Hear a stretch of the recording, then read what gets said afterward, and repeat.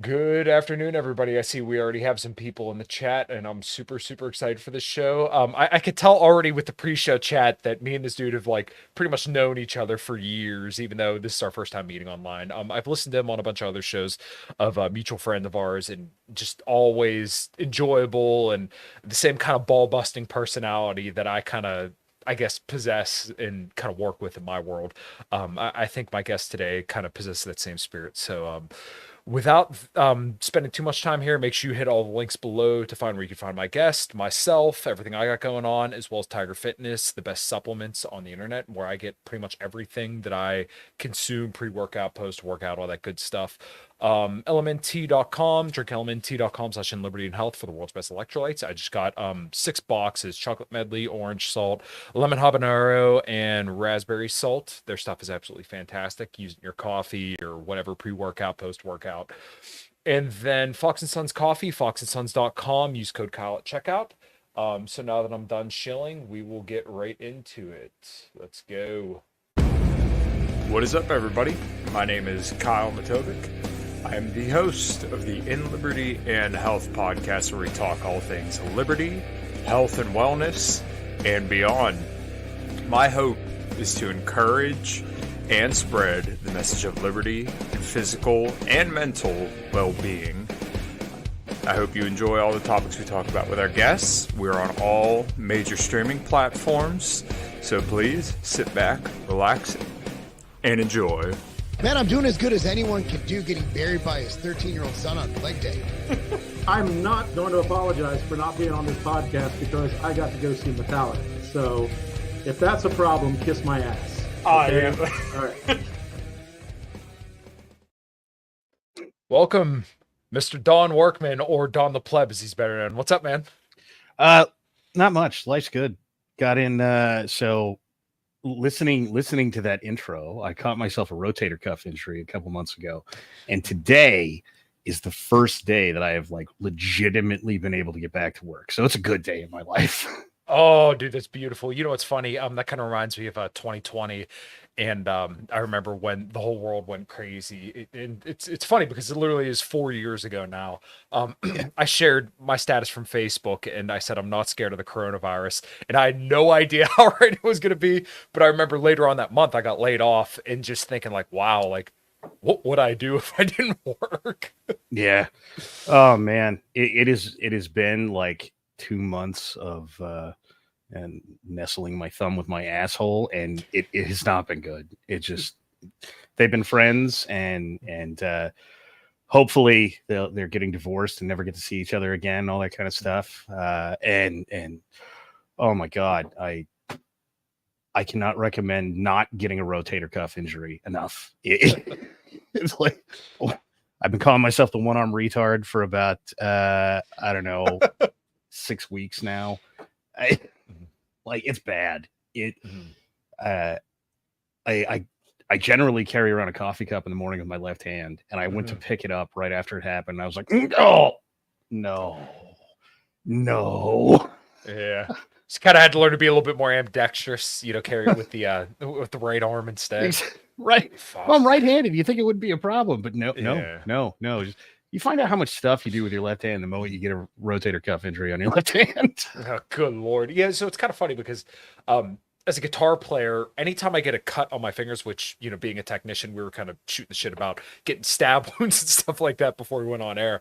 I realize like how important sometimes it is if like something is just off. So, I do shitloads of stuff with my hands between being a mechanic, guitarist, athlete in respects to like working out and stuff. Anytime I got a cut or anything, I noticed that like I quickly adapt to changing shit up, but I couldn't imagine just not using one arm at all. Like I would be fucked. Oh yeah. I've broken fingers, all kinds of stuff, right? You duct tape it to the next one effectively, and you go on with life. It's okay. But the coffee cup thing was the worst slap in the face in the world, man. Like, yesterday I was curling 40 pounds. What do you mean I can't lift the coffee cup? Yeah, it's like, Jesus Christ, is someone going to come in and fuck my wife now or something? Like, man, I really feel like a bitch. Like, what am I going to do about it? Yes. Pistols are one-handed weapons. Right, there you go. So now that we're about 5 minutes in already down the adventure of a rotator cuff, I know you're kind of big on homesteading, and I was listening to you on our mutual friend Tommy Salmon show, who's just a phenomenal person. I talked to him very, very frequently. He was just on last week. How did that kind of affect your homesteading process, and then also kind of like what got you in the mind of doing that? So I hate cities, I guess is the Fair best enough. place to start. I lived in an apartment for a lot of years, Mhm. and moving to the first house that was mine was like, Mhm. and that was in California. So that went from my neighbors are on the other side of this wall to Mhm. my neighbors are right there, All right? right. And so, but even that was, oh, thank God, finally, no more wall sharing. And then, you get to live in suburban hell for a while, and you go, Mhm. maybe it would just be better if you people were like 1,000 yards away. Yeah. And right about then, I'm going to move out to the country, and I'm just going to live out there and figure out how to do something out there. And I had a friend when I was 20, maybe 18, and he had a couple acres and did some farming and some real minor ranching type stuff. More like backyard chicken type things. And Mhm. um, I did a bunch of work on his property. He paid not well, but he paid, and I was poor, and so I did a bunch of work. Mhm. And I thought, if I could do that and, and get paid more than $5 an hour, that would be great. Mhm. And so, in this world of almost miraculous favors, I moved out to Texas like 5 years ago to get Mhm. away from the California hell. Um, and I knew when I moved, it was going to take me about 2 years to pay off debts and things. And so, sure enough, like when I moved into the house, I told the landlord, I'm going to be here for 2 years and then we'll go buy a house. So we can sign a lease if you want, but I will be here for 2 years. And at the end of 2 years, I'm leaving. And he was like, okay, well, if you're just going to be here for 2 years, cool. Mhm. And 3 weeks before, well, I don't know, I started looking for a house about 4 months out or something, 6 months out from that 2 year mark. Right. And I want a bunch of property, and I was in a city, and the realtor was like, that's not really an in town thing. Like, Mhm. yeah, no, shockingly, it's not. It's hard to get, 10, 20 acres in the middle of town. It's not Mhm. really a thing. And then about, I don't know, 3 weeks or something before the 2 year mark, um, this place came up. I had already put in an offer on another house that was much smaller than I wanted and more expensive than I wanted. I came home that day and popped open Realtor, and this place had listed. Mhm. And it's just 20 acres in the middle of damn nowhere. And I was like, that right now, we're doing that. So I Mhm. called up the realtor on the spot and I was like, I know I just like 20 minutes ago, I told you put in an offer on this place, but look at this listing. And she was like, that is to a T what you asked me for on the day that like you first contacted. Yeah, we have to go see that. Mhm. Like, all right, cool. So she calls me back like an hour later and says they're taking offers this weekend. Um, on Monday, they will pick an offer, and that's who gets it. No debates, no nothing, no negotiating. They're just not dealing with any of that. Cool. Put in my offer. Sunday night, they call me and say it's yours. Uh, Nice. yeah, right. And Uh, it was awesome. And then as the shortages were happening and all that other kind of nonsense, I walked outside one day and I went, we need to get chickens. mhm. And so we went out and got like, I don't know, 20, 30 chickens. And because it was Tractor Supply, the wife is staring at the chickens, is right next to the chickens is ducks. So I have ducks. So um, that 20 chickens was, well, nobody get chickens. So what if we just bred them and sold them? And so probably this year, I'm effectively going to open a hatchery here. Oh wow. Uh, at least if this summer goes well, Mhm. this summer I should start selling chicks. Mhm. And in the interim, has just been selling eggs. And a whole lot of this has just been, this is a weird opportunity that showed up. Well, that's a weird opportunity that just showed up. Well, that's a weird opportunity that just showed up. And Mhm. so I wish I could say, I for all the years that I made content and all of the grand plans that existed, I wish I could say that I had planned this out on a map and followed it, but no. It Mhm. was it was quite literally every step of the way was, I guess we're going to do something else. Oh, hey, that's just convenient. Let's just do that. Um, so much so that uh, 2 weeks or something after that we picked up chicks, the went back and get something else from Tractor Supply that we happen to need, and the guy that looks after the chicks uh, was saying that they can't keep them on the shelf anymore. Just Mhm. just 2 weeks later was everybody and their brother. The moment they get here, they're gone. If you guys hadn't walked in when you did, you couldn't have picked what you wanted, and all this other kind of stuff. It was wild. Mhm. So it all started almost 5 years ago, which is kind of crazy because as I remarked a little bit on earlier, 2020 was kind of where the world went all sideways. Now, I have to imagine the mortgage situation probably wasn't ideal because I bought my house in 2017, and it feels crazy to me because I was 22 years old at the time, and that was 7 years ago, and my interest rate is under 4%. Um, was it kind of hard for you to find something that you were like, I could work this, or did that whole situation kind of work out in your favor? Either way. It really did. Around the time that I bought this house, I was regularly broadcasting a show, and I was telling people, you need to be looking for a house right now, and you need to get in one because interest rates cannot stay at sub 5% numbers. Can't happen. This is about to go out the window. Mhm. A handful of people bought right about the same time I did, and 6 months later, the interest rate tripled. And Yeah. so, but in the world of housing prices, the other place that I put in an offer on was 150,000 more than this place.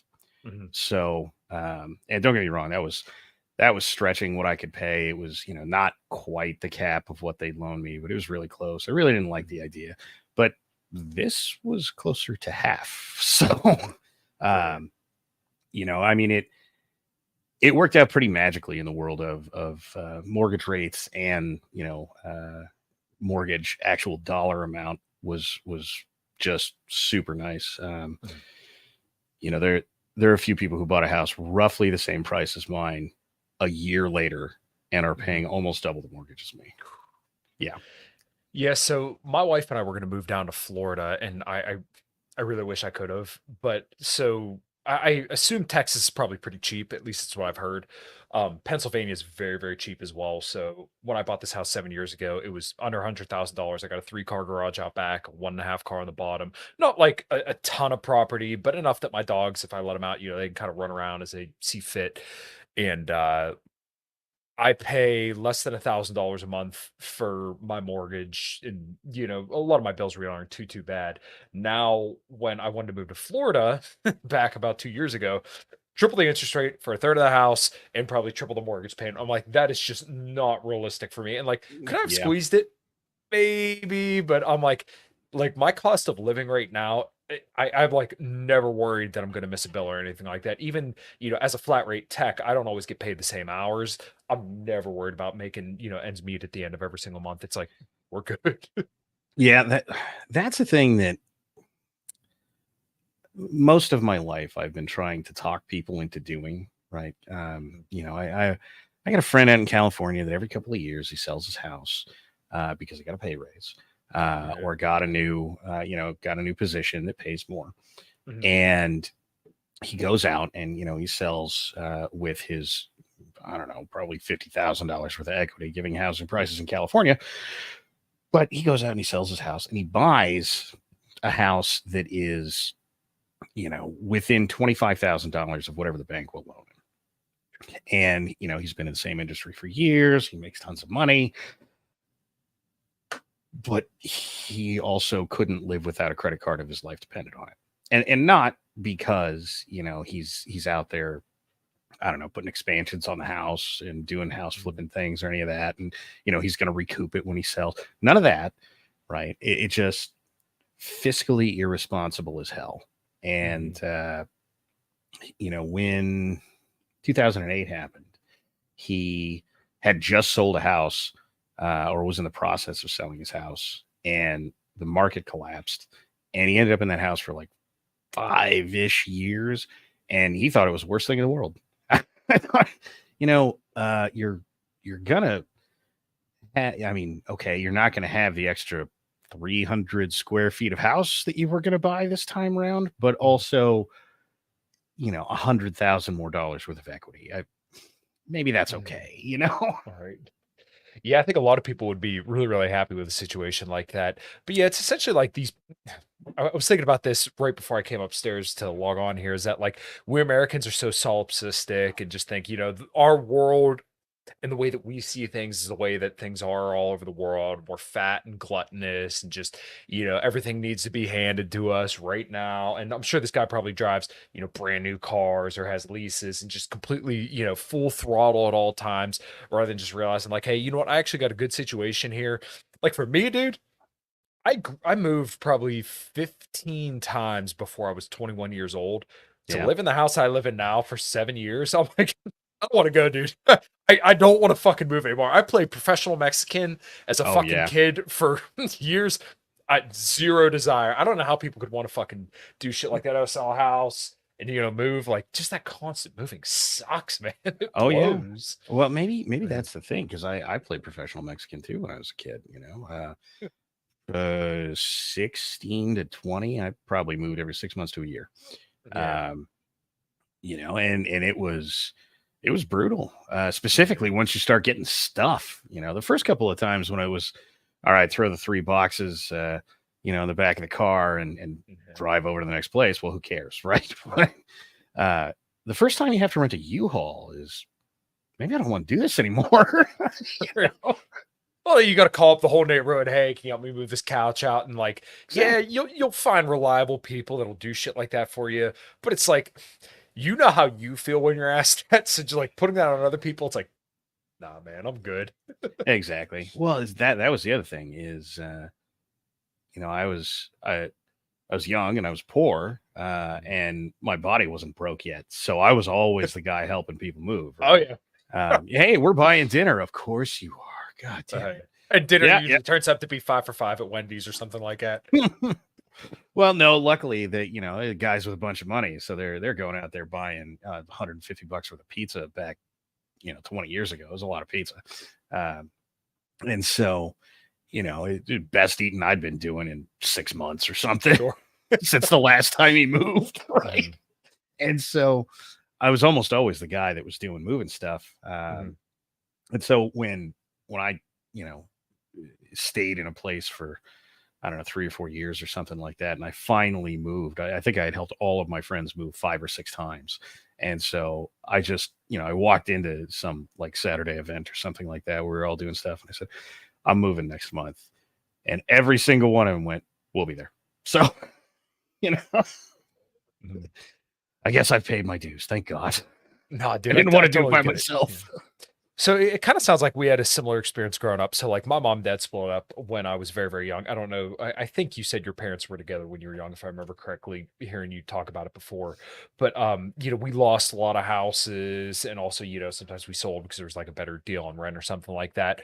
But like, kind of the point I was making earlier is just like it is so nice to be somewhere that's like your own. This is yours. You come here every day, and like this is your home front. Like I think your situation is probably more desirable than mine, having the 20 acres, because like if I could take my house and put it on like the same 8 acres or something like that, I'd be happier than picking shit. Let my dogs run free, have room to ride, store all the cars and everything like that. Life would be beautiful. But there's something about like just this is mine. And like I'm sure you probably didn't know that feeling a lot when no, you were not a at kid all. either. Yeah. No, my parents split up to the earlier point. I think I was 5 or 6. Okay. Wow. Okay. And then both of them did a lot of moving around. I have lived in basically every city between almost every city between Sacramento and Reno on I-80. Jesus. And a bunch of other places besides that, but almost all of them for sure. If you hear of a city on the news in that stretch, there is a 90+% chance that I've lived there. And so, when I was super young, I think I have maybe 2 or 3 memories of them together. And that's pretty much it. So no, I'm pretty much the same boat. And I got you. I mean, Mom was like a manager at Carl's Jr. for a while. That's the standard of living we're discussing there. And for most of my younger life, that was the quantity of money that we were talking about. Before they split up, they were both very successful real estate agents. Jeez, what the hell happened there? Right. And so, but it's one of those things that I am becoming famous for on the internet, I think, unintentionally, is people post how hard their lives are, and I just you are spending so much money that I would never spend. Why are you cell phone bill $700 a month? Your life's not hard. Shut up. Oh, dude, what's funny? I completely empathize with that. And I'm sure you come at it from the same perspective I do, where it's like, I'm not asking for your fucking sympathy, but just realize, like, hey, you got a lot better than like a lot of people do. Shut the fuck up and just be grateful. I mean, once again, this is not asking for a pity party, but my mom had cancer 3 times before she was even fucking 40 years old. She worked 100 hours a week, and there are more problems than that. I live with my mom growing up, and I have a great relationship with my dad too. But like I said, moved 15, 16 times, lost houses and shit like that. So, there were times where I thought, okay, I may have to fucking drop out of high school to help pay the bills and shit like that. And thank God that never happened. But like, believe me, shit ain't that bad. If you got you're driving your brand new GMC Terrain and, it smells like smoke. You got a brand new iPhone that's completely cracked and you're going out to eat every single day for lunch. Your life's not that hard. Believe me, it could be a lot worse. Oh man, exactly. And every single one of those, right? Because it's people list out their monthly bills, right? And it's, this is so, everything is so expensive. And I look at it and I go, I'm not even paying that now. Like, I make more money than I've ever made my entire friggin' life, and I'm not paying it for half of that. What are you doing? Yeah. And so, it's I don't think people have any idea how to live within their means, let alone actually be poor. There's a couple of months back, somebody, New York Times or something, published an article that said there's no evidence anyone ever washed aluminum foil. And I was like, my evidence was watching my mother do it when I was growing up. Hey, well, who the fuck's going to conduct a study? Hey, you go to somebody's house. I would like to ask you if you've checked notes, washed aluminum foil before. Right. And okay, I guess maybe there's not evidence if you work for the New York Times, right? You're one of these people that lives probably in New York. I'm sure they weren't washing aluminum foil, but look, I've been there. All right. And so for a lot of the same stuff, when you get to, people and their incredible hardships of life is, well, we have 5 kids, so we have to pay for 7 cell phones. You do? Really? I don't know if you know this, but kids have spent a lot of time without cell phones. Just thousands of years of kids with no cell phones. Probably be okay. And right along that is, here's my 3 car payments, right? Okay, why do you have 3 car payments? And the only answer I'm willing to hear, and I don't even like this one, but I'm willing to hear it, is that things were going okay. And so you financed a car for each of you and a work truck, right? You're an HVAC guy who's running your own company and you're paying the tab on that. Okay, fine. You should probably voluntarily repossess one of those cars and go buy one cash. No more car payment. Oh my God, but then my credit score. Here's the time in my life my credit score is 350. I don't hear it. I mean, that shit could all be rebuilt too. And yeah, like I see some of these fucking car payments, and I work on the brand new vehicles all the time. I mean, I prepare the new Escalades, the new Yukons, and shit like that. I mean, we're talking these things are literally as expensive as my fucking house at this Oh point. yeah. Like the cheapest thing that I think I've kind of worked on recently or like prepared was the new Buick and Vista, and that's about $30,000. I mean, and then some of the Chevys, I haven't worked for a Chevy dealer in probably about 7 years. But I mean, even back then, some of the Chevy Cruises were easy over $20,000, and that's supposed to be like the budget car. So Oh you know yeah. what I drive? And it kind of breaks my heart, but I totaled my 2008 black Chevrolet Cobalt with roll-up windows and a manual transmission. So now, finally, in the year 2024, I finally got a 2009 Cobalt with power windows. It's the Yeah. first vehicle I ever owned that didn't have roll-up windows, and I'm like, motherfucker, this is nice, and it has power door locks. I'm like, I'm gonna have to fix these fuckers because I've never had these. So the one of them many times in my life where I was making more money than I needed by far. I went out and financed a car. In 2012, I financed a 2012 Mazda. That Mazda is in my driveway right now. Right on. It's been paid off for 10 years or something because I didn't want to pay the fine. Yeah, I'm going to finance this thing. Interest sucks. I'm paying this thing off faster. Yeah. And so, but it's probably the nicest car I've ever purchased for sure. I mean, it's not the nicest car I've ever driven. I've known some people with really nice cars, but Yeah. it is definitively the nicest car I personally have ever purchased. And these days I live in North Texas, West Texas for the I see you in chat type people. But I live up by Amarillo, and so hail is a menace here. Mhm. So my 12-year-old Mazda has one of the mirror covers is blown off from getting hit by a piece of hail that's like the size of my fist. It's got dents in it, so it looks like a kid with acne. I mean, Runs and drives. exactly. And you know what? It still gets 40 miles to the gallon. Oh, fucking right. Yeah, my black Cobalt did too. And that was kind of the notable difference. So this is the fourth Cobalt that I've personally owned.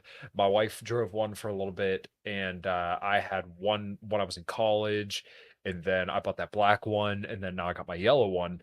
But I noticed with my black Cobalt, I'm like, man, this thing just gets fucking amazing gas mileage. I'm pretty sure it was like 37 to 40 miles to the gallon. And I drive 25 miles back and forth to work every day. So I mean, like, gas is nothing. And then now I got an automatic, and I'm like, man, this thing is nowhere near as good as gas, and it sucks. Like I missed the fucking thing already. Yeah. Well, that was part of the line on actually picking up that Mazda is it was, I don't think it was the last year that they made sticks, but it was the last year where you could reasonably find one. Oh yeah. And it was I think it was the first year of the EcoBoost engines, so the gas mileage was just ridiculous. I mean, it's a tiny Mazda anyway. It's a Mazda 3, and so it even the automatics before the EcoBoost are getting 30 miles to the gallon, and they put that thing in there and put a tank of gas in the thing once a year. Yeah, well, it's kind of funny because people would look at you and what you do and assume, oh, well, he's got to drive an F-150, Silverado, or Ram, or something like that. No, it's just a Mazda 3. It'll do. Well, there is a work truck, and it does work truck things. I got a 10,000-pound excavator that I move around. So towing capacity is important. But I'm sure you don't have a loaded Denali that cost you, a fucking house. No. No, I do not. Yeah, my dad always tells a story because we're obsessed with like the 90s GM pickup trucks. My Uncle Gary, who owns a campground up in northern Pennsylvania here, and he was towing a Bobcat going uphill with this like 300,000 mile Chevrolet truck in low gear, just screaming, towing it. And I think he probably still has that truck. It's probably like 30 years old now, but at the time it's probably like 10, 15 years old. And he's just towing this Bobcat going up the fucking hill, no problem. Hey man, if I could find one of the old F-100s that had that monstrous straight six in it, I would buy it. Yeah, That the old 4 liter or whatever the hell that thing it was was. an old, I think a 4.9, and it was three or I want to say it was 300 cubic inches, but I feel like that's wrong. A 5 liters, 300 cubic inches, but I feel like I think it was a 4.9. But anyways, my dad always liked those too, despite him not being a Ford guy at all. He's like, yeah, they didn't make enough power to fucking break anything. He's like, but they ran Exactly. forever. So, but yeah, I mean, right there, you still have a whole shitload of torque because you have, straight 6 cylinders of a lot of rotating masses to be able to pull whatever the fuck you put behind it. Oh yeah. Oh man, it would be beautiful, but I'm sure that, in fact, I saw one a couple of years ago for sale. I thought, wow, I wonder how much it costs, and it was like $125,000. So I said, no thanks. Mm. And somebody had restored it, and it was really nice, and it had a pretty legitimate lift kit on it. Actual springs, no blocks, any of that kind of nonsense, and it was not ridiculously lifted. It was just that right amount of lifted that those things should have been. And Right. yeah, okay, I get why you want so much money for this, but no, you know. Yeah, my dad has this magical ability of just coming across really good deals on cars, and I'm kind of jealous because I know some people that can do this. I'm not one of those people, but he in my garage. This is part of the reason why my dad pushed me to buy this house because all the fucking garages. But he got a 1979 Blazer. This thing's immaculate. Had a spare door, air conditioning. I mean, beautiful. And for Pennsylvania, you don't find these fucking things because everything rots out up here. Hmm. Um, he picked it up for $3,000 after doing some work to it. He's like, "Oh yeah, the guy came in. He's like, yeah, I'm thinking about selling it." My dad just like threw him an offer for it. He said the dude walked out, not saying a word, and then came back in the next day with his title, and he bought bought a fucking '57 Bel Air for like $6,000 because it was on a farm and outruns drives. Oh yeah, like where the fuck do you find this shit? Damn. Yeah. I feel like I'm gonna end up that guy someday. Not the guy that finds the deal. Mhm. I got a 72 CJ5 sitting out, Oh my. out here, and one of these years somebody's gonna come by, and I don't know, I'm not gonna be here or something. $5,000. Yeah. Listen, so if Um, it's in Texas and clean, then yeah, I think you could probably get anybody because people go nuts for those. My dad has a 75 CJ5 as well, and yeah. he put side pipes on. It's got the 3-speed. And, I mean, this thing just sounds fucking obnoxious. If you hit the gas a little too hard, you get a little extra power steering, a little scary. But it's clean, but it's sharp as hell. Bikini top on it too. Everything that's not orange is black, and everything that's not black is orange. So I mean, it looks like your ideal fucking Jeep. But yeah, those things are fucking cool. Yeah. Oh man, she's a monster. She used to have a bikini top on her, but it rotted off, and I have yet to put a new one on. Uh, But it all primer black. mhm. The got the tape on the roll bars because Mhm. they're otherwise gonna rust out. Yeah. So we were kind of going back and forth a little bit on Twitter earlier today about a happy wife, happy life. Jeez, I can't believe I messed that up. But so it seems like you kind of came from the same background as me. And in my early 20s, I was definitely, how do I put it kindly, promiscuous for lack of a better word. Not that I ever cheat on anybody, but never really settled down. And now I've been with my wife now for 5 years. We've been married for about 2.5 now, or 1.5. Um, it's kind of interesting for me because everyone wants to believe that their girl's different, and for the most part, yeah, everybody's their own special snowflake. But a friend of mine, Ryan Stone, says that all girls are mid, and I think that's kind of like a good perspective to have. But I found that, like, the life that I cultivated because I was successful on my own and kind of did what I wanted to do on my own terms, then she kind of was happy to come into this world, see everything of what it was about, and then kind of enjoys being here now. Was it the same deal for you with you and your old lady? Yeah, kind of. She has regularly told me things like, living with you is kind of like trying to hang on to a rocket. You're just going, and I'm coming along. Um, and that, there was similar things about us getting together as well. Whether you know it or not, you could have picked any number of people. And I went, yeah, and I picked you. So Mm. feel like we're done with that discussion. And it's once again we run into the good advice that has to get turned into something retarded, right? make no mistake, I look out for my wife and her interests and just general household interests and that sort of thing. But for example, I walk out the front door one day and go, we need some chickens here. And then we're getting chickens. Why? Because I walked out, shrugged, and said chickens.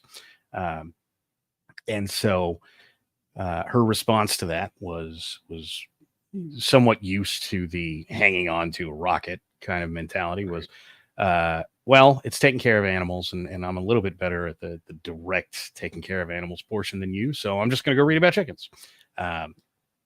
And so she did that, and I've built basically everything on the property that takes care of them. And she does a lot of the hands-on stuff. And it was, well, I guess we're going this way now, right? And it was turn on a dime. She'd never taken care of a chicken in her life before, and at this point, we got 200 birds hanging around here, of which she is daily. In fact, this very moment, she is picking up food additive or getting into the house, one of the two, for said chickens, because that's just part of life. And this,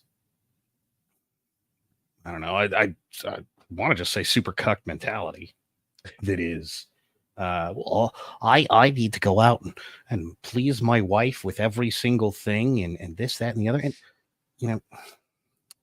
maybe the problem is that none of you people have raised children, but any human being, if you just give them whatever they want all the time, take you for granted, right? Because you have no interests, you have nothing. You're not even a person. You're just a vending machine for whatever it is they've come up with today. And that's not a relationship. Right. And well, I'm sure you know just as well as I do that anytime you achieve a goal or essentially get exactly what you want, you're happy with it for like a split second and it's on to the next thing. And that's just the way. It's actually a good thing that our human condition is essentially defined by that, because if it wasn't, then we'd sit around, get fat, and die off. Like, we would have never made it this far if we were ever content in that respect. So, I think the point that we're kind of getting at here is that, like, you built a life that you find enjoyable and sustainable and worth living for you. And because of that, your wife is able to complement that. And like, one of the questions that I posed on Twitter yesterday, or said that guys should ask themselves when it comes to their women, is that, like, what does she add to your life? Because a lot of guys don't ask that. And like you said, this super cuck mentality of just give your woman everything you want. Okay, well, how's she going to look at you? Like, is she going to have any respect for you when you're just not able to say no or enforce boundaries? Like, do you respect anybody that has zero boundaries and just does anything that anybody asks of them? No, you don't respect that person. It is a thing that we have been telling guys for years, and the beginning of it, as far as I can tell, was in fact the phrase "happy wife, happy life." Right? To the earlier friend in California discussion, one of the foolish things that he does is he hands his wife a credit card with a $50,000 limit and says, "Buy whatever you want." And in a less than surprising turn of events, she walks all over him all the time, over everything. Right? And he was getting pretty miserable about it for a couple of years and wanted to come and bitch to me. And as guys eventually do when they have these kinds of problems. And I said, look, man, if she stuck her thumb in your ass just because, I'm not sure you'd say no. All right. And if that's the case, right, if that's the case, why the fuck would she care about any of the stuff that bothers you? Right. You have no boundaries of any variety. And so, she just does whatever she wants, and you directly finance that. Her and the girls want to go out for drinks 5 nights a week. So be it. Here's the credit card. Can you imagine the things you could do with $500 a week? Because let me tell you, I will do things with $500 a week for you, and I'll only take half. Right. And it was, well, what are you saying? Well, look, man, if you're not going to do anything about it, then don't bitch to me either. Right. Yeah, dude, I agree completely. There's nothing that fucking drives me insane more than people who are bad complainers. Like, I made this huge problem because I gave my wife the financial balls in our relationship, and now she's running it into the fucking dirt, and I hate it. Okay, well, whose fault is that? Right. Who had the credit card and who did not set the proper boundaries around the credit card? And like the next question there is like, why would your wife feel so compelled to disrespect you in that kind of way? Like that should you should really ponder on that a little bit. Like, why would your wife think it's okay to do something like that? Yeah. Like that goes to huge, psychological phenomena that when you get the answer that you may not like that answer. Oh man. Well, I mean, look, the answer 90+% of the time is that either you were raised by a single mother who basically hated men and demanded that men should pay for everything, and all of your problems in your life were because your dad didn't pay for everything, even if he was, just so you know, or that you had an incredibly disrespectful mom because your grandmother on your father's side was probably an incredibly disrespectful bitch, and let's face it, self-awareness is not a common trait amongst people. And so you grew up watching that. It's called modeling. Back when therapists were worth a damn, they would have told you that. And that is what a relationship was modeled for you as. So when you grew up and you got around to going and finding a woman, the first thing you did was try and find one who was as abusive to you, if not more, than your mother was to your dad. Now, probably none of you want to hear that because everybody loves their mother. And let's face it, how dare you say bad things about my mom? But look, man, I'm not living your life. Do whatever the fuck you want. Just don't bitch to me about it. Right. Well, and I mean, our culture and society at large has really been told that, like, women are wonderful no matter what. Women would never do anything wrong. And it's like, no, as a matter of fact, there's a lot of different ways, behaviors and subtext and kind of subliminal stuff that women will do that, like, we don't necessarily overtly pick up on, but you notice behaviors, and that changes the way that you act and the way that you see things. And then eventually that becomes kind of your psyche, and then you start to, like you said, model those behaviors because they're not explicit things, whereas like with dads, and I'm not a father yet, so like a lot of this stuff when it comes to parenting, I always try to add that caveat because largely ignorant. But I would think that the father's a little bit more authoritarian and more willing to resort to overt communication and display boundaries, whereas mothers are going to be, if they're resorting to overt communication as a woman, that means they've exhausted all other options and feel like that's the only way they can get through to you. Often, the passive aggressive game is real. But the other thing that is super common is the you can't do anything right kind of game. Which I guess, to be fair, is passive aggressive too, right? Tell you to do something, you do it, and but you did it wrong, right? And not, hey, look, if I tell you to change the oil and you just set a quart of oil on the hood, then okay, maybe some instruction was needed here. That's my fault. let me get you a little bit past setting some oil on the hood. But that is generally the difference between mom and dad coming to you and telling you did something wrong, is that dad's going, come with me, we're gonna go do this right. And mom is just bitching at you that you did this wrong.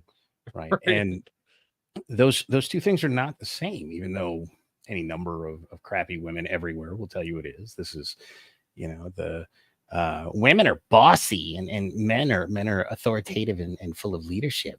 Well, yeah, that's just the way it is, mostly because lots of you are entitled bitches, which I know none of you want to hear, but you are.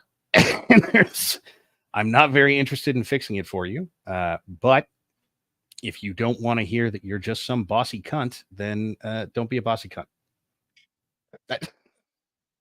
Yeah, well, one of the other sayings I like is that sometimes you do have to drag your woman kicking and screaming to happiness because, if, sometimes what you're doing at the time may not sound that good. She may not like it, but you just kind of have to say like, look, you just got to trust me on this. And even if you don't, I'm doing it anyways. And then, kind of when it all plays out right, everything's good. I kind of experienced this, and not that this was like a big deal with my wife, but like, she just doesn't know stuff about cars. And it's kind of funny because she's argued with me about cars before. And I'm like, hold on. Are you sure this is a good idea? Yeah, like, you realize who you're talking to, right? Like, come on. Yeah, essentially, I was like, when we were looking at her terrain now, she kept sending me all these. She's like, oh, why not this one? Why not this one? I'm like, just Trust me. And then here we are 5 years later. She's like, oh yeah, this has been the best vehicle I ever owned. I'm like, It's as though I know exactly. these things. Right. I want to read these comments real quick and I'll throw it back over to you. Tommy, who we were talking about earlier on, you're cheating on me with Dawn. I'm sorry, Tommy. I am, brother. I'm a hoe like that, man. Married about 27 years, been together over 30. She was a college gal that fell for a ditch digger, pretty much follows my lead. Well, that kind of stuff's a beautiful story. And that's kind of like, I don't want to say the American dream, but it kind of is the American dream where, you're a blue collar dude who established himself in some kind of hierarchy in his workplace. And then you approached a woman and then, you kind of work things out from there. And that's kind of the way that it fucking should work. Now everybody's, 5 TikToks deep on their phone. They're not as social anymore. They don't go out to talk to people. Like, I don't know. I met my wife when I was hammered off my ass. And then, from there, we continue to date. The rest is history. Life is good. But like, now people, you're swiping on a dating app to see if you can find somebody. Like, I don't know, man. Go out and enjoy the fucking world. So that is a phenomenon that the internet has blown entirely out of proportion. In my opinion, is it real? Yes. And thus blown out of proportion. I'm not saying it doesn't exist, but you can still go out places and meet people. You could have a social life if you so chose. And would that limit your dating options to other people that have a social life? Yes. Can I suggest that would be a good thing? All right. Maybe you should not both be the same people that are complaining that you can't find a woman who hasn't swallowed 9 miles of dick at the same time that you're on Tinder. Mm-hmm. I don't know if you know what Tinder is for, but it's for swallowing 9 miles of dick. Mm-hmm. Pick one, right? Mm-hmm. Well, but Dawn, it's everybody.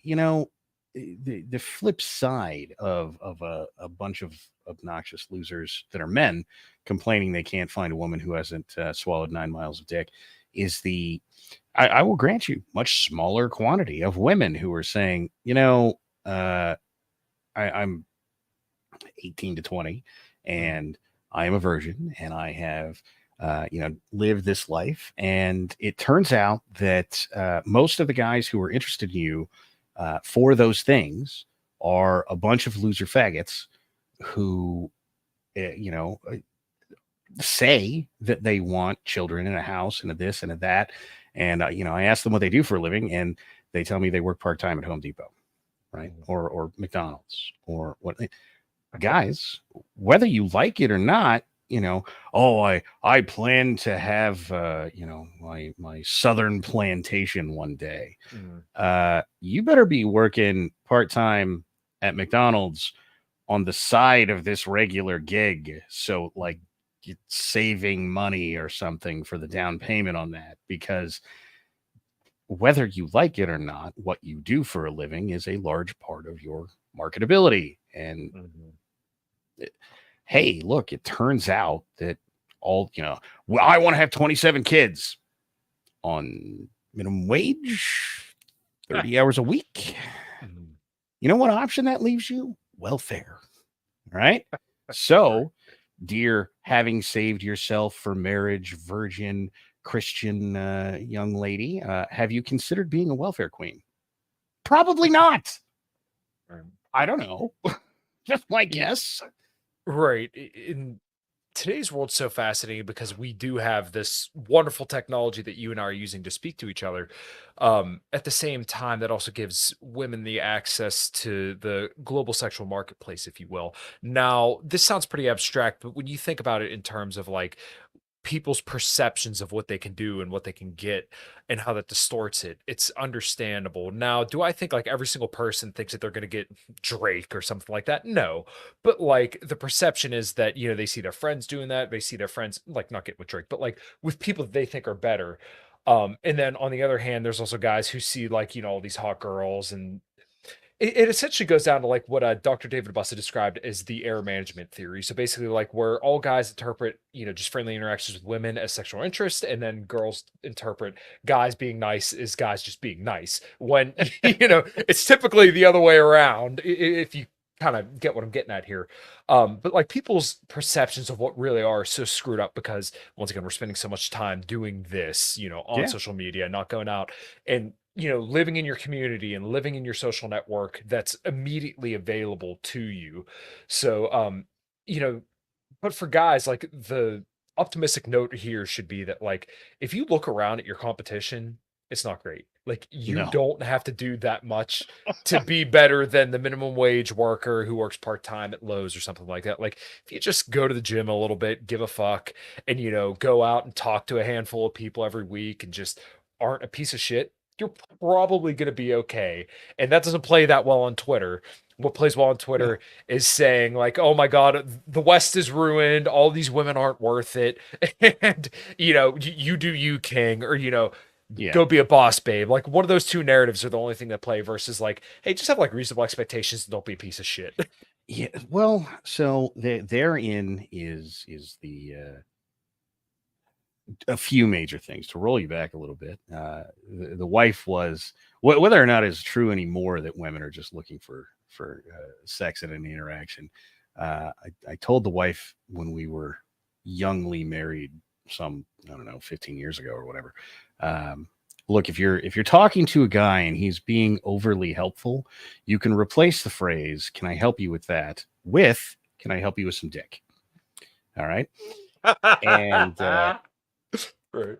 and she got this really confused look on her face. No, guys are friends with me for reasons other than wanting to have sex with me. And I went, yeah, your brother is. And after That's that, about it. it's pretty questionable. Right? Right. There's that old Chris Rock line of anytime a man's being nice to you, all he's doing is offering dick. Yeah. So, it's she had a come to Jesus moment with all of her male friendships not too long after that. Because if she wasn't interested in giving them hugs or whatever kind of just goofball stupid shit, they didn't want to talk to her anymore. And a month or two after I told her this, she came back and she went, "You're fucking right, all of them." Sorry, baby, that's how it goes. Yeah. Well, I remember my wife when she worked her last job. There was this one guy that she worked with. It was like, "Oh, why don't you come out and drive my race car?" I'm like, "You know what he's trying to do." She's like, "No, he's being nice. He was being serious." I'm like, "That dude, all he wants to do is tap that ass. Uh-huh. He is not. He does not want to be your friend. He doesn't care what you think. He doesn't want to know about the weather. He wants one thing, and it is clear as day. And he's offering you the keys to the race car as a way for that." Yeah, well, finally, all fell apart or it all came together. Well, hey, baby, what do you think what do you think about me just inviting women over to the house to have them massage me in my dress blues? Like, how do you feel about this? Is it are you comfortable with that? No, you're not. All right. Same thing. Okay. But yeah, there was something else in there, and I think I forgot what it was because I'm retarded. That makes two of us. Don't feel bad. Good. I don't like being alone while being retarded. It's terrible. Nah. But no, it was give a little bit of a fuck about yourself. So the internet is full of people who are in entry level jobs is probably the nicest way you can say it. They're work from home or office work and this, that, and the other. And so they have a lot of time to spend on the internet. And because of that, there's a lot of, well, I can't get a better job kind of things that go around the internet on a very regular basis. And pretty unironically, dear all men who exist, if you are in that position, you are 18 to 25, and you are working some bag of crap office job, what I want you to do is take your next paycheck and go buy a set of work boots, a set of blue jeans, and a t-shirt of some variety, ideally that doesn't have titties on it. Not because in the long run anyone will care about that, but on day one, it's not good. And then I want you to go scout the job sites in your local town, wherever that is, Just scout the construction sites, see which job looks vaguely interesting to you, walk onto that job site in those blue jeans, in those work boots, and in that t-shirt, and say, I would like a job. Now, you'll get one of two responses to almost a mortal certainty. If you are fat as shit, and by that I mean you weigh 400 pounds at 5'6", you may get a third response, which is, I don't think this is for you. But if you're not 400 pounds at 5'6", you're going to get either, when can you start? Or, I don't have any jobs, but that guy does. All right. That's it. The trades have needed hands for the past since there's been trades. All right. And the simple reality is, if you show up and you do, at this point, mediocre work, but you're interested in it, you'll have a job as long as you want one. You will get offered a pay raise within a couple of months, because even if you're just willing to learn, you're leaps and bounds ahead of half the people who will show up on that job site ever. And by the way, there's a coin flip that you will get a pay raise just for walking into the trades, even with no experience at all. And for all of you who are 16 to 18, feel free to go do this while your friends go apply to McDonald's and find out that they will make minimum wage, which, depending on where it is that you live, minimum wage where I live is federal. So $7.25 or whatever it is, $7.75, something like that. And so they can go get their 20 hours a week at McDonald's, and you can go get paid probably $12 an hour, give or take, to swing a hammer. And I promise you, as long as you don't eat like complete shit, that will get you in shape all by itself. You will not pay for a gym membership if you are a bricklayer. I promise you, you will not pay for a gym membership as a bricklayer. Yeah, no, your hands will look pretty rough. I mean, mine aren't completely terrible as a mechanic, but you'll become definitely something. And what's nice about what you kind of laid out there is that I completely agree.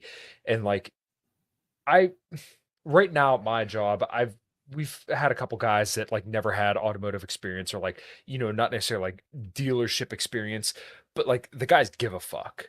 And that's what matters. The guys, they show up, early. They're not afraid to stay late. You ask them for something, they're going to work hard on it. And they're not the quickest, but like, you could tell that they're on it. And then like, if they don't know, they'll ask somebody else. And usually that's somebody else, as long as they notice it, like they give a fuck and they're not abusing it. They're more than happy to help. But like, that goes exactly to your point. Like, if you just show up and give a fuck, you're going to be fine. And that sounds like ridiculous to people, but I mean, at this point, when you see people who come in, and I've seen it all throughout my fucking career, people who show up right at 7:59 and punch in, and then you have to go get a coffee, go get changed, and then finally by 8:45 they're ready to work when they were supposed to start. The start time's at 8, but we all know that means 15 minutes early, 10 minutes early, at least something.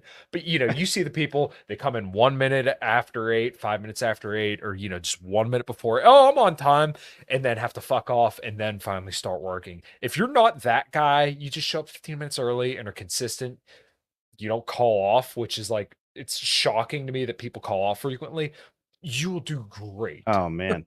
Yeah, if you don't use your allotted sick time in a year, the first year that you are at a new job, I promise you, every manager in the country, specifically in the working with your hands part of the world, is going to go, can we like promote this guy or something? Like right now? Yes. Is there a $2 an hour raise we could just give him? Because they can't depend on anybody, right? No. The barrier to entry here to doing pretty well, not amazing, not, you're not about to be a millionaire. You're not about to be Elon Musk, but to be a guy that has a career, and is living a pretty middle-class life, is pretty much show up and give a damn. All right.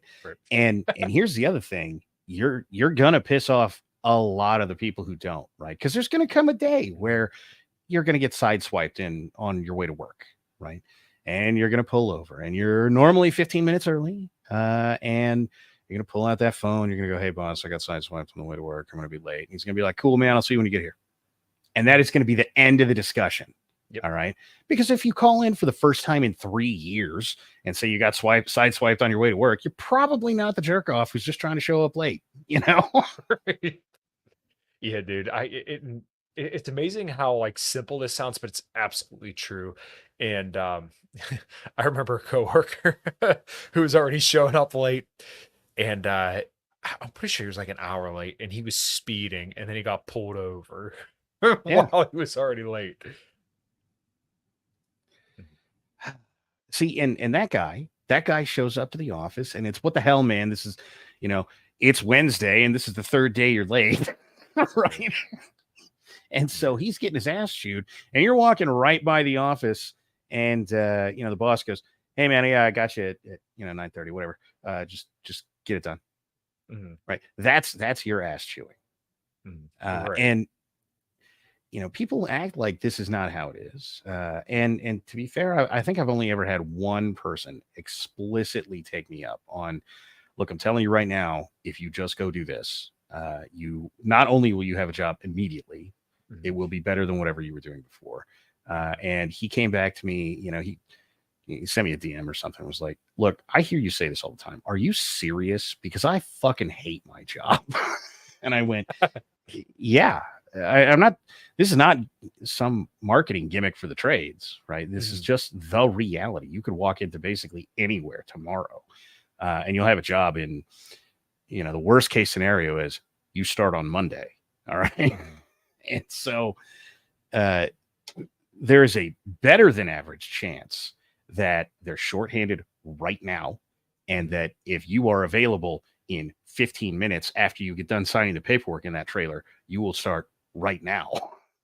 Right. Seriously? Sure enough, he calls me up 4 days later, and he says, hey, so got a new job, got $3 an hour pay raise, and it took nothing. First job site I walked on that I said, hey, I want to do that. And I just walked over there and did it, walked in, and the guy said, when can you start? And I went, look, that's just how this goes.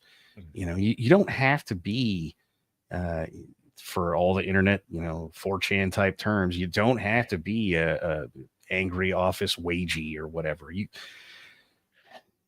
go do whatever the hell you want to do. But if you want to sit in an office in the air conditioning, part of the price of that is this miserable corporate culture we have. And if you're not working for Tykert, you probably don't have that in the trades. All right. So quite literally anybody but them. Yeah, it's funny. I mean, something like that is so simple, but like, that dude's going to exponentially improve his life just because he took one simple step in the right direction.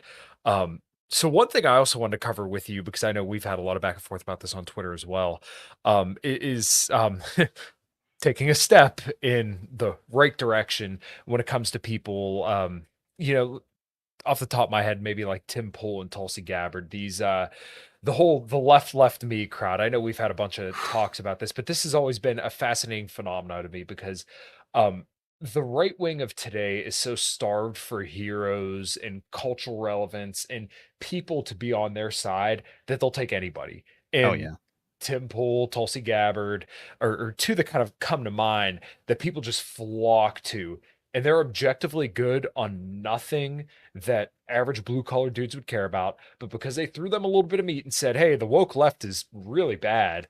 And I'm like, oh my God, these people are so amazing. And it's like, do you guys not like, you're getting conned. We're pretty literally at the point where like, well, transing the kids is bad, but I don't see why you shouldn't suck dick on a street corner. Like, yeah, man, I can't think of a reason.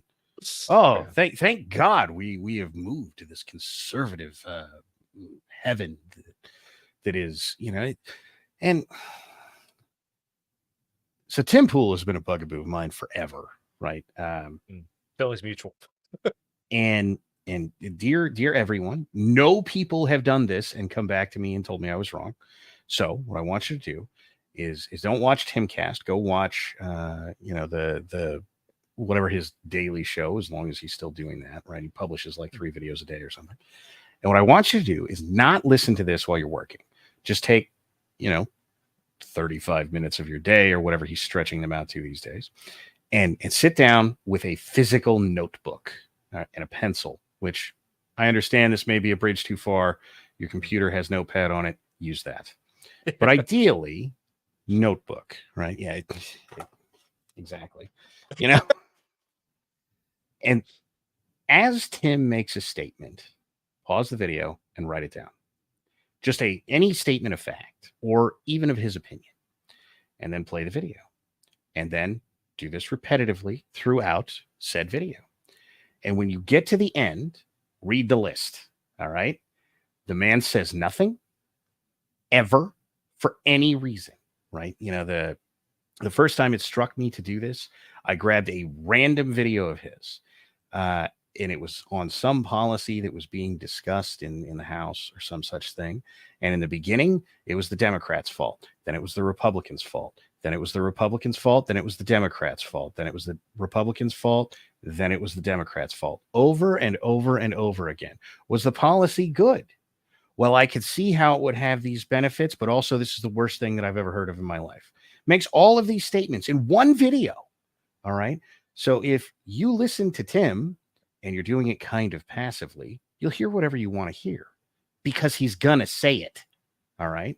This man isn't on your side. Clearly, he is on the side of saying things that will get people to listen to his show. And look, to Tim's credit, lots of people listen to his show. So clearly this works. And by the way, I don't even have a show anymore. So he's obviously better at it than me. Mm-hmm. But if what you're telling me is that you want to live, you know, your conservative, right-wing, whatever lifestyle, then this is not your guy, right? And Milky's other major, which I guess I should name as Tulsi Gabbard. I don't care how much you like looking at her tits. I really don't. If you give that woman power, something horrible is going to happen. All right. Mm-hmm. Oh, but Dawn, she's anti-war and she's pro-gun now because this one time somebody denied her a carry permit for her security team. Well, I know that's what you want to hinge this on. Because by the way, she has made no commentary on socialized medicine or, UBI or any of these other just absolutely commie ass policies that she's been promoting for the past decade. But you know, she got them titties, she got them workout videos. Mm-hmm. There's that picture of her with that. The surfboard. Oh, it's so good. Yeah. And she took a shot at Kamala Harris once. And that was it. That's what it took. All right. You can argue one way or the other, but she didn't even give this BS pro-gun speech for like a year after she took a shot at Kamala Harris. And the left said, we don't think we want you anymore. Right. Because, by the way, if she had won that nomination, which one of you thinks she would have won the Democrat nomination and then been like, you know what? I think the left has left me and we're going to have to give this nomination to somebody else. Right. Yeah, no, not going to happen. It's really funny because she's made like this whole career on being the left left me, right? Like she's literally writing a book about it now. It's like you left the Democrat Party like 3 or 4 years ago. Like at a certain point, it's just like you're just dragging this out because you know it wins you over brownie points with the right wing. Yeah. And like I think Donald Trump is kind of another symptom of this kind of culture as well. So like I have to add the caveat that like I understand why people like Trump because he does speak to a lot of like the common man's issues, but the problem is people can't objectively assess how his presidency kind of went and how just anytime it took, it was time to stand meaningfully for his constituents, never did, just back down every single time. And then like 2020, never apologized, never admitted he did anything wrong. It's like, that's kind of like a big deal. Like a lot of people, specifically your base, feel kind of screwed over by this. And I understand, yes, he's better than Biden, but like at a certain point, you're like, dude, 2020 was probably one of the most fucked up years in recent memory. The least thing you could do is say, I'd probably maybe that was not right. Yeah. I'd take a do-over, but instead he says, well, Ron DeSantis did it wrong and Gavin Newsom did it right. Like, oh, dude, that is a slap in the fucking face. You think, but Trump is a tangentially more right-wing Bill Clinton. Yes. Right. And you know, Spike Tommy had said the same thing. He's like, he's Bill Clinton, but yeah. Sorry. And I'm not going to kid you. Clinton was relatively popular, right? And you shouldn't forget that. And make no mistake, Clinton was relatively popular without going to the angriest constituency that this country has seen since the Civil War and going, I'm angry with you, right? So is there an objective view of what Trump did? No. All right. There's not going to be. But you're at this point, we're going to people that are watching their food bill be 150% of what it was 5 years ago. We're going to people who are saying, I'm getting priced out of the housing market, even though much to the earlier point, you're not being priced out of the housing market. You're just an entitled bitch. But they were allowed to be entitled bitches 5 years ago, right? The housing market permitted them to be entitled bitches 5 years ago. And now it doesn't, right? And they don't like it. They could refinance their car, or go finance a new car every 2 years. They could house flip as a side hustle, and that was pretty okay. And that is the most of these things. That and the food bill are pretty real complaints, right? Hey, I'm willing to work, and now I can't get paid for it. Sucks. And at the same time, they're watching the Trump's headline issue in 2016, immigration, become the biggest disaster in the country. Now, whether or not any given person thinks it's the biggest disaster in the country kind of doesn't matter. The people who are voting for Trump are going, well, look, even if the only thing he actually does is shut the border, even if he doesn't deport all these people, it's better than this, right? And they're not wrong. All right. Whether you like it or not, when Hamas and or ISIS and or Taliban explosives experts walk through the southern border, look into a camera and say, well, you should know who I am. And even though you don't, you will soon. That makes an impact. All right. And I don't think people are particularly wrong to take a look at that and go, you know what, fuck this. I don't care about bump stocks in comparison to this. Right. Sure. And look, I do care about bump stocks. He was fucking wrong.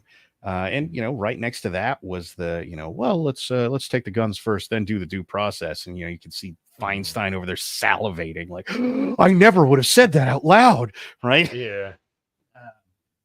And yeah, okay, he's pretty fucking terrible on guns. I'll grant you. And he's got a few other policies that just blow ass. But if the reality for people on the ground is they'll be able to buy food on a regular basis for a price that they can afford, and their worry about getting shanked or blown up by an illegal immigrant goes down by 50%, they're going to be happy with that. Yeah, no, I agree. And this whole border situation is really interesting too. I'm kind of two minds where I am definitely of the mind that, the border does need to close because this is an absolute disaster. And like, you can't have a global empire that goes around the world killing people and have an open border. like to me, that's just like people who are pro-war and pro closed border, it's like you can't, or pro open border, it's like this doesn't make sense because like this is literally the worst of all worlds. If you want to destroy a country, you go around the world making enemies and then leaving your border open because it's a perfect way for people to come and say, yeah, fuck it, I'll fuck around and find out. You guys have ruined my life, so I'm gonna help try and ruin yours. Like it makes perfect sense if you just think for 2 seconds. But there are some people out there who say, oh no, we should continue to go fight wars. No, and that all bring all our fucking troops home. And Dave Smith pissed off a lot of libertarians when he said this, but I mean, he had a point. Put the fucking military on our border. Yeah. Stop the flow of immigrants coming in. Fucking seal it up, and let's fucking call it a day. And let's keep all the fucking troops at home and fucking put them to work. Put them back to productive things. And if people want to come here, yeah, they can come here, but you can't just come here and expect to bring, communist, socialist values that are going to generally make the country worse off. You have to assimilate to the culture and understand that, like, hey, here in America, we were found on rugged individualism and the idea that, you kind of earn your keep. Yeah. Founded on, I think we have gotten rid of that as thoroughly as we reasonably can. There's still some of us hangers on that live out in the middle of nowhere and raise chickens and what have you. But imagine going to people in a city and telling them that they should know how to shut off their own water to the house, not within the house, to the house, right? And by the way, not only should they know how, they should do it under X, Y, and Z circumstances, which is true. Now, imagine one step further what local municipal water would think of this, right? These people would be pissed. I know because I've done it, and they were pissed. And so we have created a lot of this, but I deserve, right? These municipal services are these things I deserve kind of mentality. But right along with that, well, actually, to roll us back, I guess, to one point in the way that I find that the internet learns the best. If you're going to go to a country and then kill a bunch of people and then let people from that country immigrate pretty open border style to your country, you may as well stop and hand out name tags at the border that say Indigo Montoya. All right. Because you're importing millions of them who are all about to show up here and say, my name is Indigo Montoya. You killed my father. Prepare to die. Prepare to die. All right. That's what's happening, whether you like it or want to acknowledge it or not. And, that.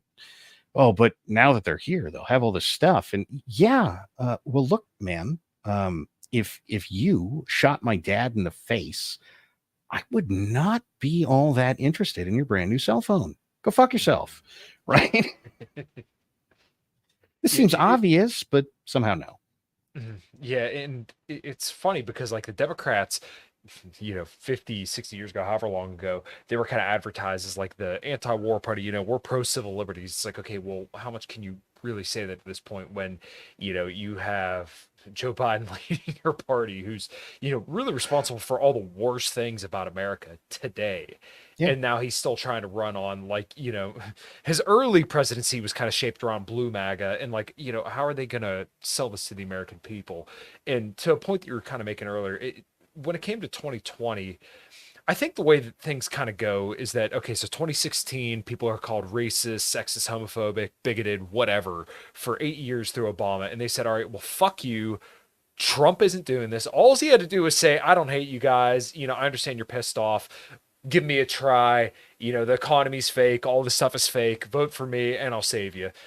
Granted, he didn't save you, but it sounded right. And people are like, okay, well, fuck it. This guy doesn't hate me. Vote for him. Yeah. 2020 comes around. He built a very, very large, loyal fan base that's still around for him to this day. But a lot of the moderates were kind of looking around at 2020 and saying, like, my life sucks, Biden. But that was, as we know, and as was obvious to anybody who's paying attention, that was a wrong choice. So now after 4 years of Biden, people are like, all right, well, I got buyer's remorse. Trump again. It's like we live in this just constant cycle of disaster. Well, so welcome to the problem of universal franchise. People want to have ignorant as shit, emotional, political opinions. Right. And for those to be taken seriously. And part of the problem is once every 2 to 4 years, they are taken seriously. Right. And so they get to go out and say, but I don't know, Biden said, right.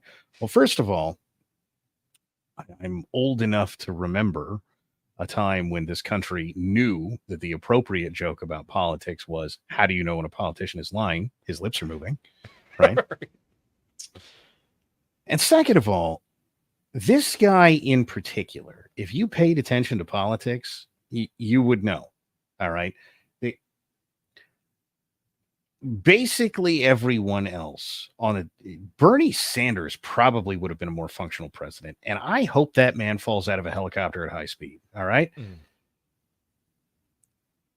This guy is such a piece of garbage that the guy he was vice president to is noted as and quotable as saying Joe Biden could fuck up anything. All right. This is the guy. This is the guy. And by the way, it's not exactly like Obama was president a long time ago. All right. This is not when Biden joined the Senate, for example. You know, this is 5 years ago. He was such a piece of garbage that Obama went, just get him away from things, because if he opens his mouth, I mean, we can take still pictures of us jogging around the White House, and that's as much vice president as I need out of you. And that's the guy. That's the guy. They're like, oh yeah, well this will be better than Trump. Like, well, even if you don't believe that Biden is just somebody's bitch and that somebody would like to destroy this country, then you still have to contend with him being a complete freaking moron. And that's not new, right? Biden gaffes are older than me. All right. Yeah, he's had a whole career of corruption and, like you said, kind of fucking everything up from there. The whole electoral politics thing, I don't want to say I've thought about stepping away from talking about it, but at the same time, it's almost like impotence at the same time, because like, what can we actually do about it? And I think you and I have had a little bit of conversation about this as well on Twitter, where it's like, you got to kind of realize that where the country's going, like, even if Trump wins and he stacks his cabinet with the best people, which I think is like a 0% possibility, we're not going. He's had such great hiring practices so far. Yeah. Oh yeah. He's been great. But like, like, we're not going back. Like, this country is not savable. Like, people have these high hopes. If you just vote Trump, vote Trump or we're doomed. No, like, the fact that we got to Trump already meant we were doomed. Like, the fact that this guy looked appealing and Ron Paul and Pat Buchanan, didn't like significantly sweep the day, we're fucked. Like, we are done. You need to prepare for what comes next. So we don't have to be, but we're going to choose to be. And that is a thing that should be written down for posterity somewhere, is that we will choose to destroy what remains in the country.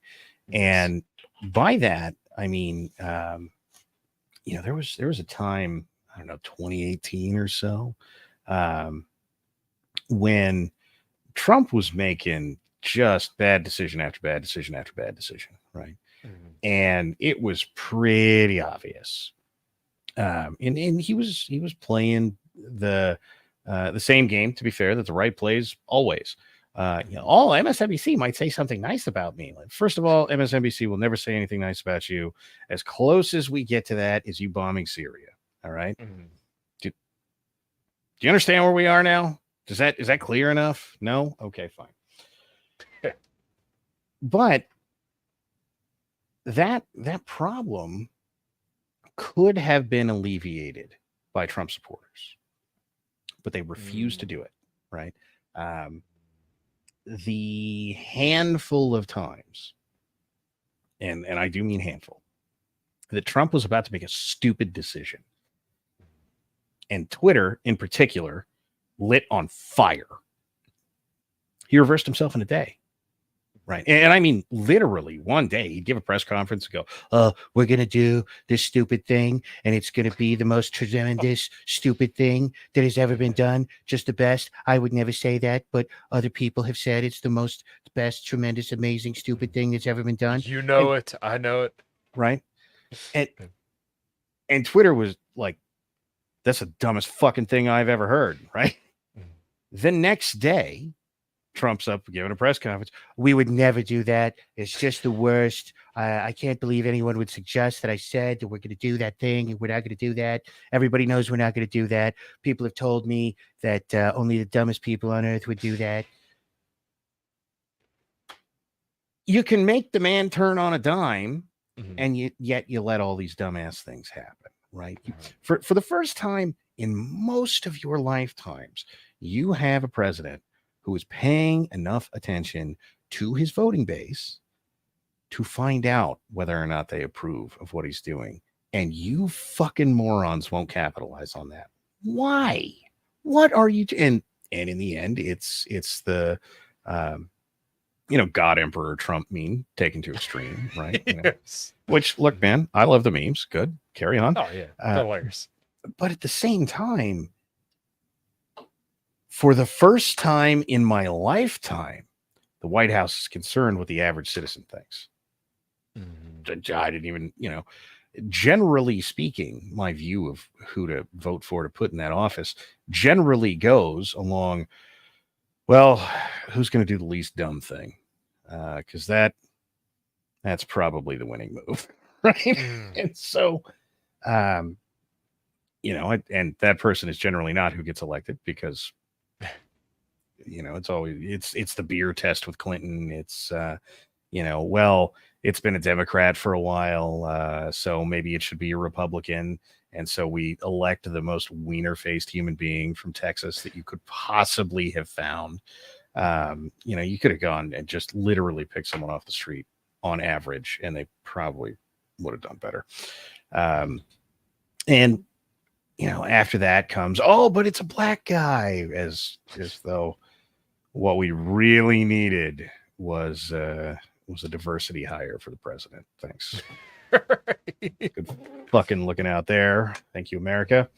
And make no mistake, I am of the contingent of people that will happily tell you that those in particular the black president and the Clinton we'll call it fortifying. I assume that term is still acceptable on the tubes. But then again, I come from California where every election's been fortified for my entire lifetime. So maybe I'm just cynical, but the most current one was as well. And okay, the question there sort of becomes, what are you going to do about it? Right. And the answer for the right almost in its entirety is bitch on the internet. Right. Okay. How's that going? Are you winning yet, son? Right. And of course they're not. Right. But no less what you get is, but if I just bitched harder on the internet, then things would get better. Yeah. Well, okay. What I would like you to do is Google, because it's probably the only way to find this anymore, Live Journal. All right. People have been bitching on the internet for a long, long time. And as it turns out, it doesn't change anything. All right. And by the way, the one time that it might have, you wouldn't do it. All right. Mm-hmm. Yeah, it's kind of funny that you bring that up too about what people could do, and I it sounds like a platitude, but I think this is probably a good note to kind of work towards the end of the show here. Is that like really you got to start doing for you, man, because like there isn't a single politician and probably not even like a single family member that's really looking out for your sincere best interests. So fuck, dude, you got to do for you. And then like, the electoral politics stuff, it's a fucking, it's bread circuses at this point. I mean, like people say sports is that. No, politics is pretty much all bread circuses at this point. Like you said, we're going to choose a shit show. So enjoy the decline, but you best be ready for when shit finally fucking hits the fan. So don't be caught down or don't be caught with your pants down, essentially. Yeah. Well, so there are things you could do for you.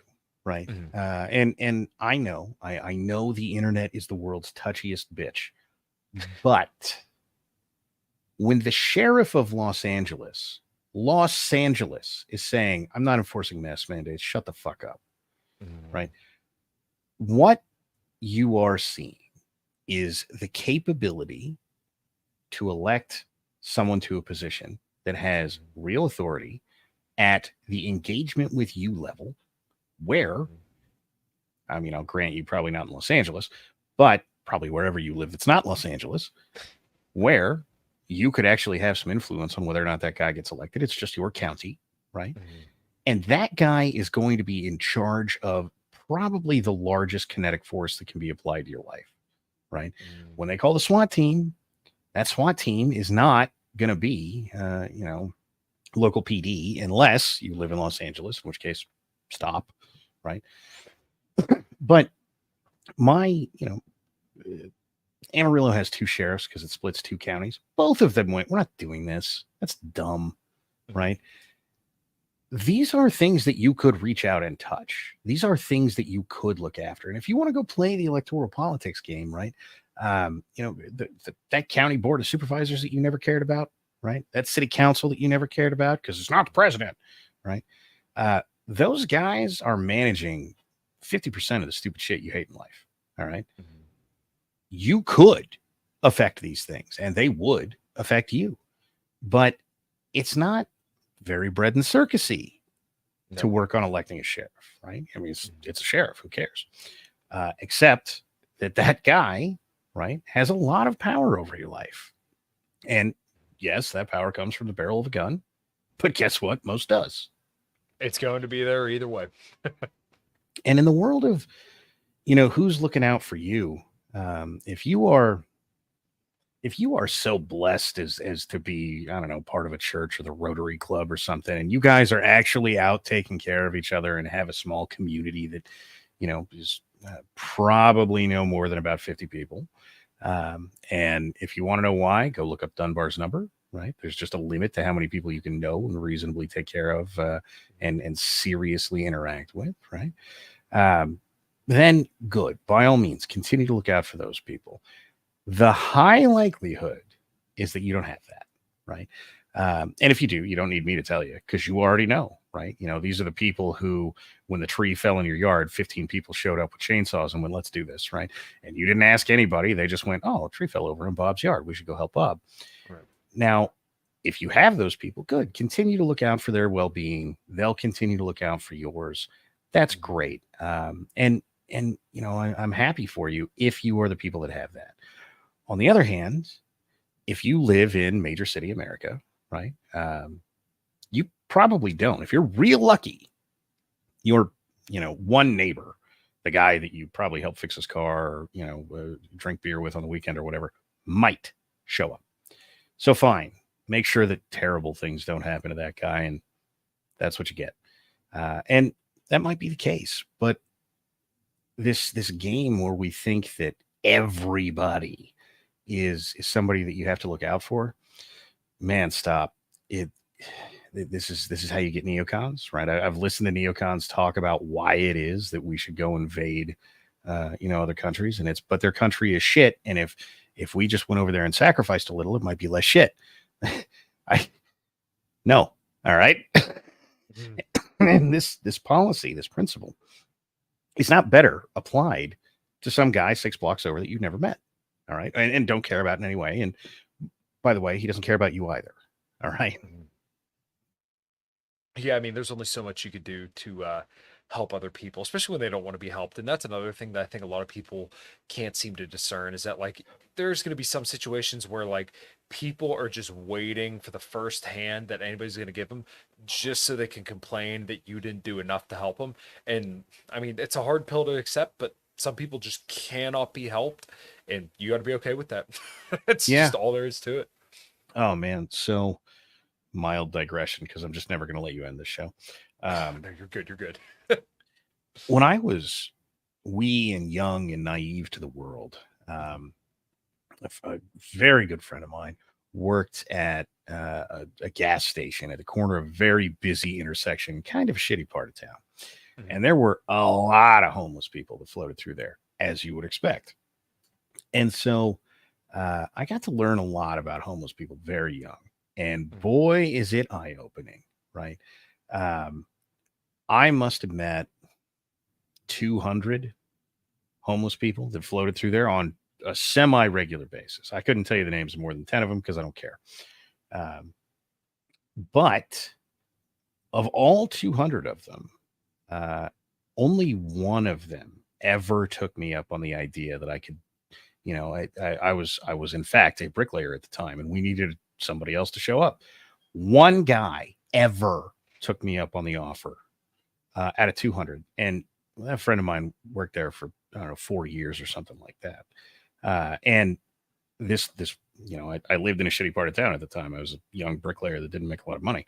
Um, and so I lived a block from, this gas station. So friend worked nights. I'd get off work, go sit down, have some dinner with him, and just kind of hang out for the night because that's what my friend was doing anyway.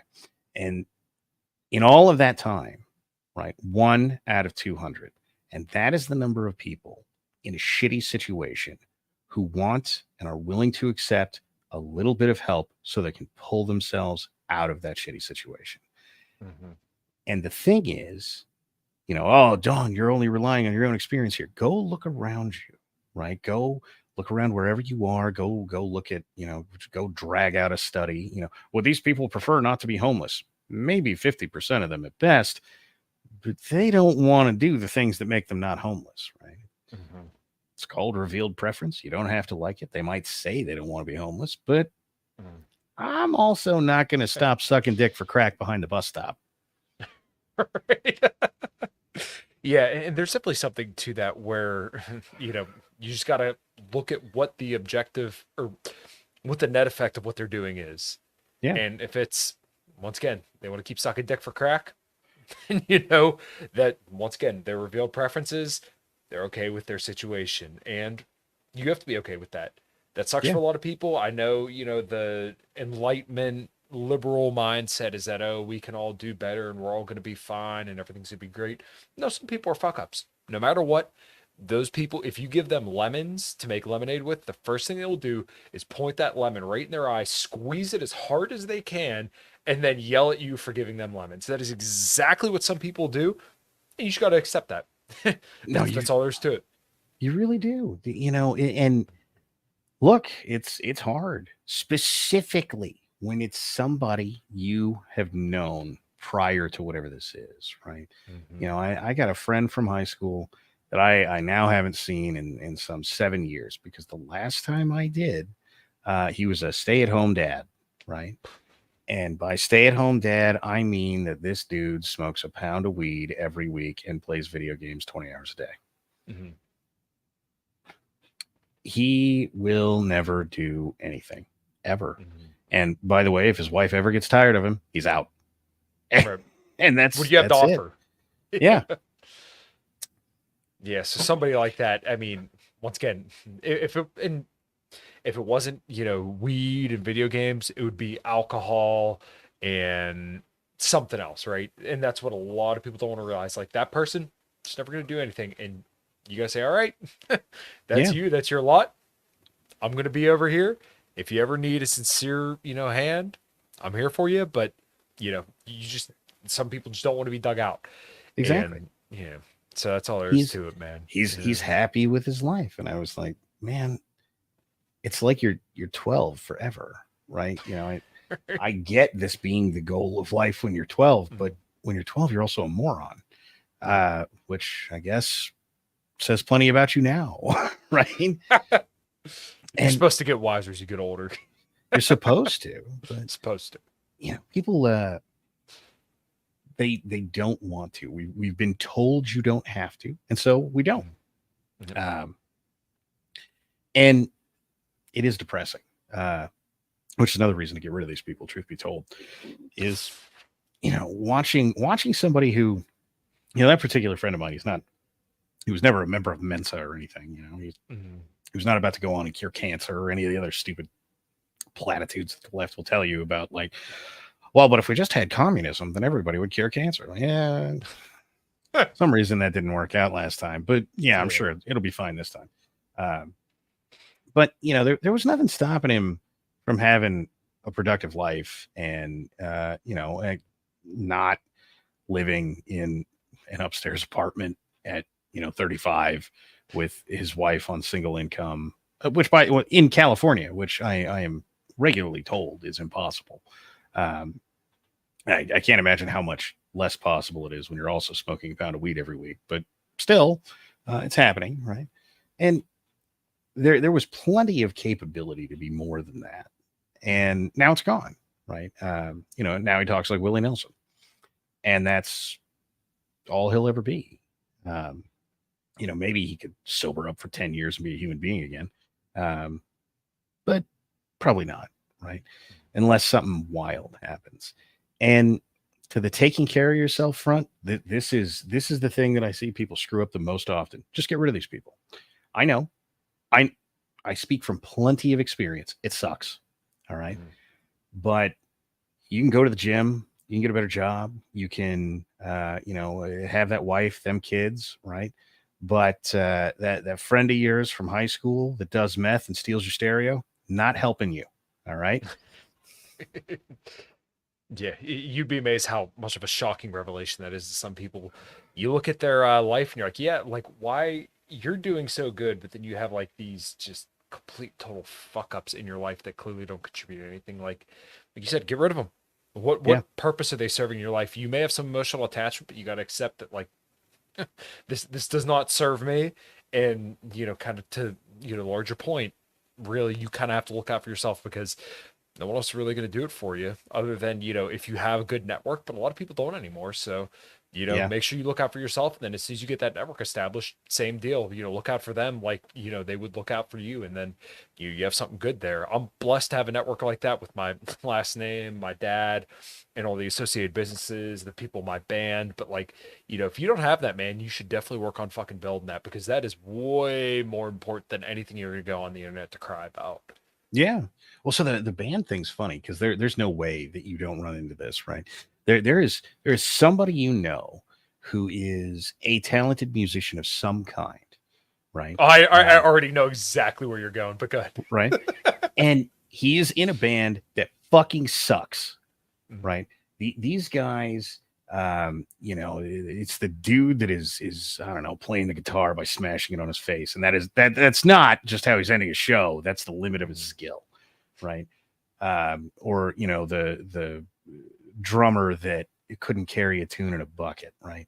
And whomever this one guy is that has some skill, he could walk out of this band in 5 minutes, be somewhere else, and be successful, right? But instead, he's hanging on to these guys who are dragging his ass straight to the dirt.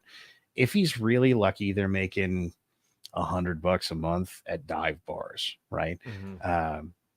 Playing shows every weekend, waiting to get discovered, right?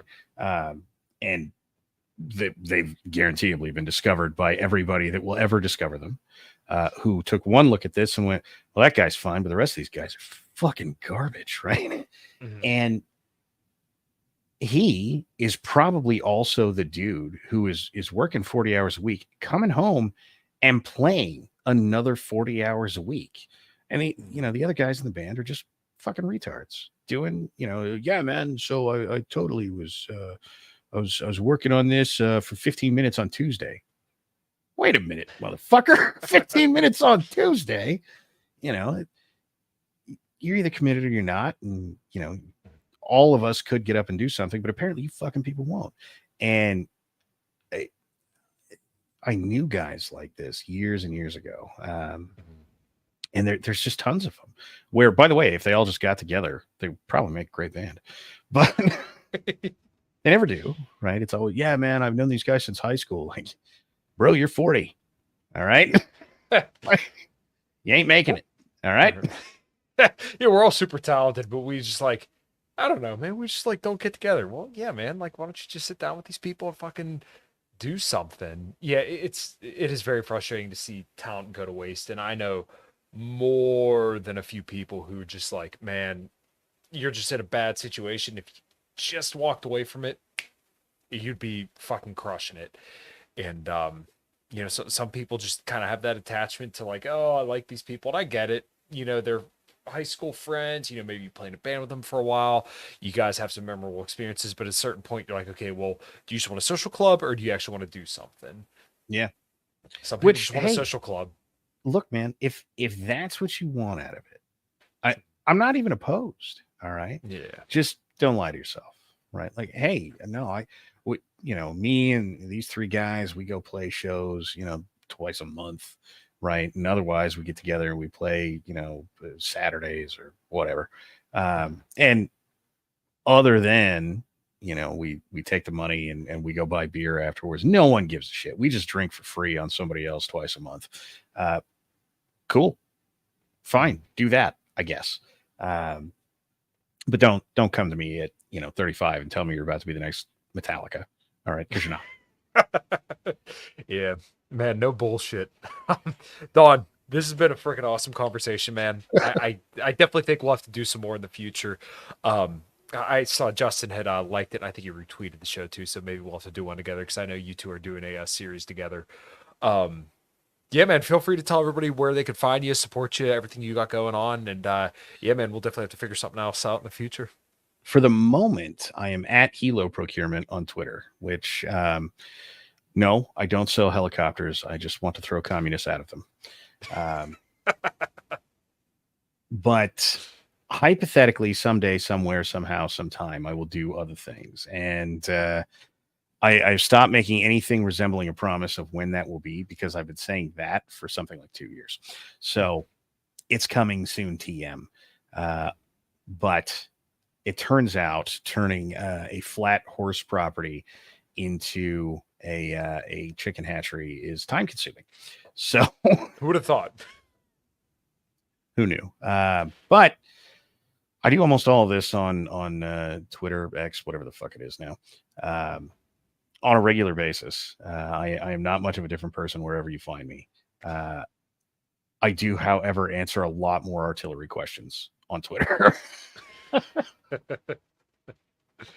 Yeah, man. Nice. Well, we'll have to discuss some more of that in the next show, man. I appreciate it. I kind of figured this would be how the chat goes, just another dude who kind of understands the blue collar and, grown up a little bit rough. So, yeah, man, I'll close out if you got anything else.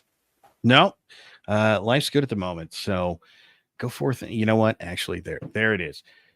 Take a moment to have some gratitude for something in your life.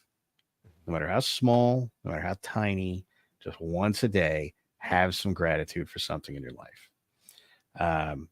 Your life will improve dramatically in a very short period of time. I don't care if you only do it for 5 minutes. I don't care if all you do is, at the end of the day, go, well, I didn't get lit on fire today like that asshole airman, or I didn't light myself on fire. So at least we're above that, right? Fine. Just start small. It'll be okay. And I promise you it will change your whole outlook on life. It'll take time, but your life will be better.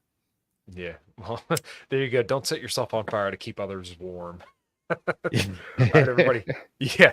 Thank you so much for listening. And until next time, take care.